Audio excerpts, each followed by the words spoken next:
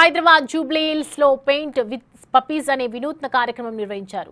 మూగజీవులను ప్రేమించడంతో వాటిని ఆదరించాలని ఆసిరా open circle NGO ప్రతినిధులు కోరుతున్నారు. Street dogs, Indian breed dogs ను దత్తత తీసుకోవాలన్నారు. కార్యక్రమంలో విద్యార్థులు, యువత, ఎన్జీఓ ప్రతినిధులు పాల్గొన్నారు. స్ట్రీట్ డాగ్స్ తో ఆడుతూ పెయింటింగ్స్ వేయిస్తూ సందడి చేశారు. దీనికి సంబంధించి మరింత సమాచారం మా ప్రతినిధి సాగర్ అందిస్తారు. Dogs adoption, street dogs abuse పైన వినూత్న కార్యక్రమాన్ని అవగాహన కల్పించేందుకు నిర్వహిస్తున్నారు.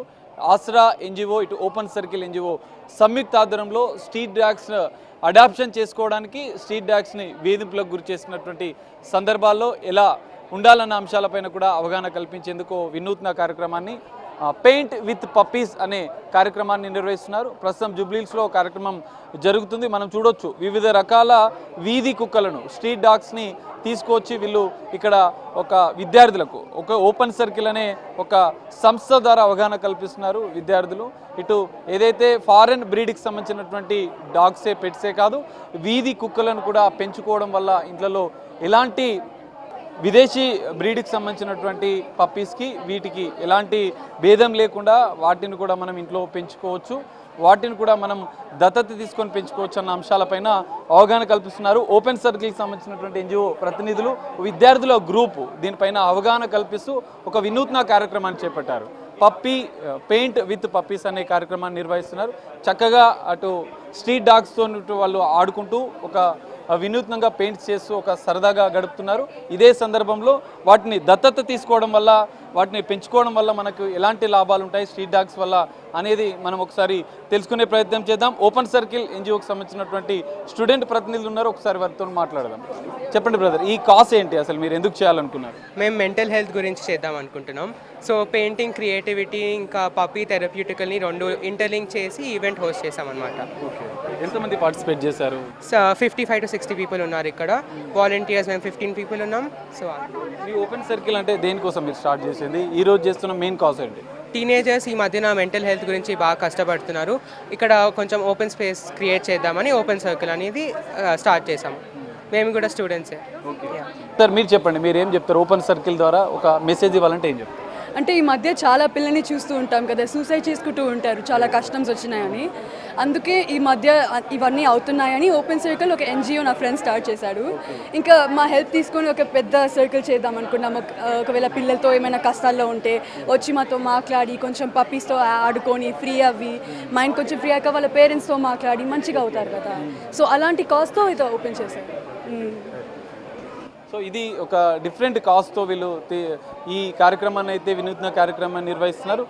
స్ట్రీట్ డాగ్స్ పప్పీస్తోని వాళ్ళు ఆడుకుంటూనే, వాటితోని గడుపుతూనే సరదాగా ఇటు పెయింట్స్, రకరకాల పెయింట్స్, వినూత్న రకాలుగా పెయింట్స్ వేస్తున్న పరిస్థితి కూడా మనం చూడవచ్చు. సరదాగా ఒత్తిడిలో ఉన్నటువంటి విద్యార్థులు, యువత ఆ ఒత్తిడి నుంచి బయటపడాలంటే, 10 మందితో పలు విషయాలు పంచుకోవాలంటే కూడా ఈ తరహా కార్యక్రమాలు ఎంతగానో ఉపయోగపడతాయంటూ కూడా ఓపెన్ సర్కిల్ ఒక స్టూడెంట్స్ వాళ్ళు ఒక మంచి కాజ్తో ఈ కార్యక్రమాన్ని చేపట్టినట్లుగా కూడా వాళ్ళు చెప్తున్నారు. ఈ మధ్య కాలంలో ఒత్తిడిలో విద్యార్థులు, యువతే కావచ్చు, అనేక రకాల ఒత్తిడి గురవుతూ వాళ్ళు సూసైడ్ చేసుకున్న సందర్భంలో కూడా వాళ్ళు ఆ ఒత్తిడి నుంచి బయటపడాలి, కుటుంబ సభ్యులకు తమ అంశాలు కూడా, తమ విషయాలు కూడా చెప్పాలన్న ఉద్దేశంతో ఓపెన్ సర్కిల్ ఎన్జిఓ కూడా స్టార్ట్ చేసినట్లు కూడా వాళ్ళు చెప్తున్నారు. మనం చూడొచ్చు రకరకాల పెయింటింగ్స్ అత్యంత అద్భుతంగా ఆకట్టుకుంటున్నాయి. యువత, చిన్నపిల్లలు, పెద్దవాళ్ళు కూడా ఈ పెయింట్ విత్ పప్పీస్ అనే కార్యక్రమంలో పాల్గొన్న పరిస్థితి. ఈ కార్యక్రమానికి సంబంధించి మనం మరికొన్ని అంశాలు తెలుసుకుందాం.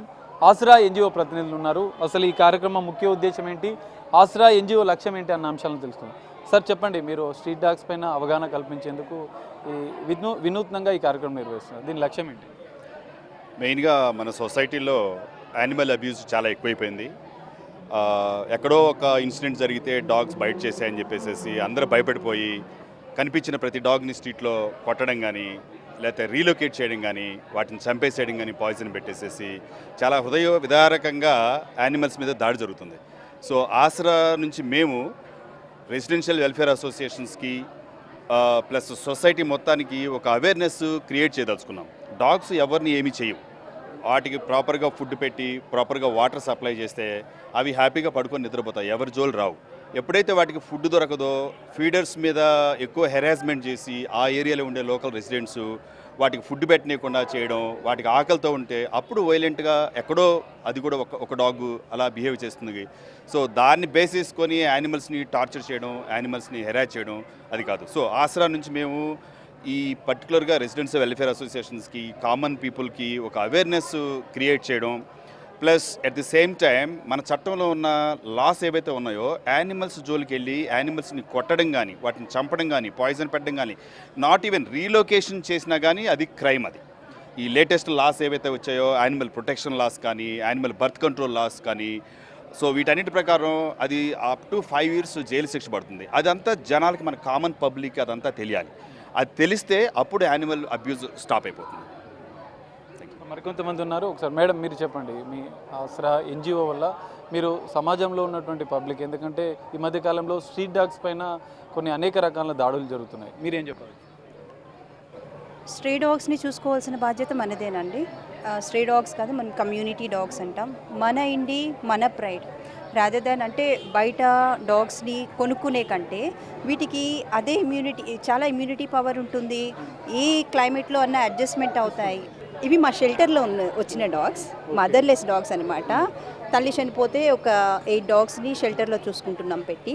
సో వీటికి కూడా బతికే హక్కు ఉంది, రైట్ టు లివ్. మనం ఎవరు వాటిని చంపటానికి, నో అనటానికి? మొక్కలొద్దు, కుక్కలొద్దు అంటే నెక్స్ట్ ఫ్యూచర్ ఏంటి? అసలు కరోనా అనేది మనకి చాలా వార్నింగ్ ఇచ్చే వెళ్ళింది. మనమే కాదు, మనతో పాటు చుట్టూ ఉన్న పరిసరాలను కూడా చూసుకోవాల్సిన బాధ్యత మనిషిదే అని క్లియర్గా చెప్పి వెళ్ళింది. అయినా సరే మనలో మార్పు ఏమీ రాలేదు. వీటి మీద రోజు మాకు కేసెస్, పాయిజన్ పెట్టి చంపేయటం అని, క్రైమ్ చాలా కేసెస్ వస్తుంటాయి. సో వాటిని హ్యాండిల్ చేయటమే కాకుండా వీటికి బ్రతికే హక్కు ఉంది. యానిమల్స్ మాట్లాడలేవు కాబట్టి వాటి మీద మనం ఏ ఆధిపత్యం అన్నా చెలాయించవచ్చు. సో వీటి తరపున మేము we are the voice for the voiceless. So వీటిని రక్షించడానికి, నాట్ ఓన్లీ డాగ్స్, అన్ని యానిమల్స్ని రక్షించడానికి ఆసరా ఎప్పుడూ ముందు అడుగు వేస్తూనే ఉంటుంది. వీటి రైట్స్ కోసం పోరాడుతూనే ఉంటుంది. ఎక్కడ ఏ క్రైమ్ జరిగినా మేము అక్కడికి వెళ్తాము, డెఫినెట్లీ మేము అడుగుతాము. Because they have right to live. వాటి రైట్స్ వాటికి ఇవ్వాల్సిన బాధ్యత, వీటి తరపున వాయిస్ వినిపించాల్సిన బాధ్యత మా ఆసరాకు ఉంది. మా ఆసరా అనే కాదు, ఆల్ యానిమల్ లవర్స్కి ఉంది. మూగజీవులను ప్రేమించండి, వీధి కుక్కలపైన కొంత సానుభూతి చూపండి అంటూ ఈ ఎన్జిఓ ప్రతినిధులు, ఇటు స్టూడెంట్స్ ఎన్జిఓ వాళ్ళు కూడా ఈ వినూత్న కార్యక్రమానికి శ్రీకారం చుట్టారు. సో మీరు కూడా వీధి కుక్కలను పెంచుకోండి, వీధి కుక్కలపై కాస్త ప్రేమని చూపండి అంటూ కూడా వారు రిక్వెస్ట్ చేస్తున్న పరిస్థితి. తమ ఎన్జిఓ ద్వారా ఈ తరహా వినూత్న కార్యక్రమాలు మరికొన్ని కూడా నిర్వహిస్తామంటూ కూడా వాళ్ళు చెప్తున్నారు.